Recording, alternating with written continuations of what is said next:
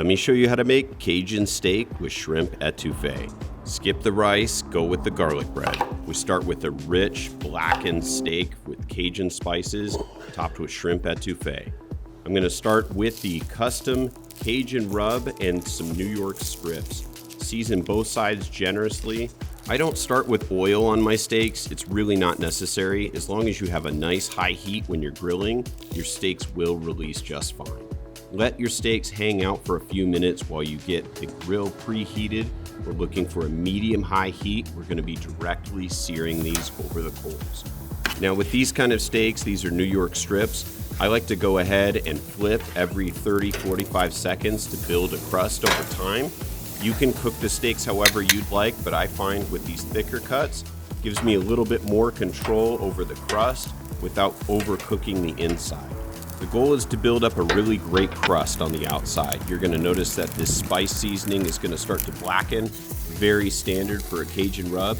Make sure that you sear off those fat caps, and then I like to have a cool side on the grill so that if one steak is cooking a little fast, you can kind of move it and adjust and pivot.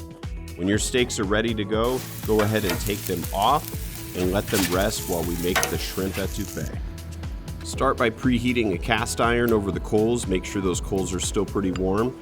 We're going to add an even amount of butter and flour. This is the base for a roux. So you can use a wooden spoon or a whisk. You'll see I switch between the two. And you want to keep stirring and cooking this until it's about a peanut butter color.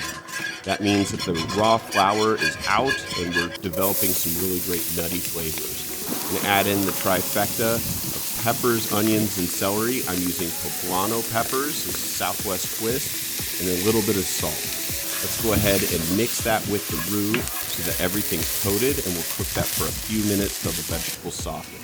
Then we're going to add the garlic, tomato paste, and the other spices that are in the recipe as well, including celery seeds, fresh thyme, a little bit Cajun spice, and then stir that out to make sure that we cook out the raw flavor of the tomato paste. At this point, we can go ahead and add in the stock daily, and then make sure that as you're adding in the stock slowly, you're stirring it to thicken the sauce. It's really important to use a stock that is not cold, so make sure it's a little warm when you're adding it in here. Once that's all in there, let it simmer for a few minutes, about 5 to 7 minutes as it starts to thicken, and we're pretty much done. At this point, we just want to fold in the shrimp gently.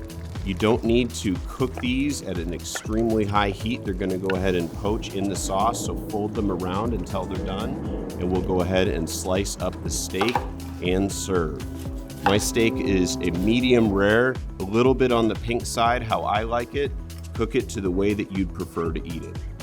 I've got some delicious toasted bread, piles of that steak, and we're just going to go ahead and pour on that warm, spicy shrimp etouffee all over the top here.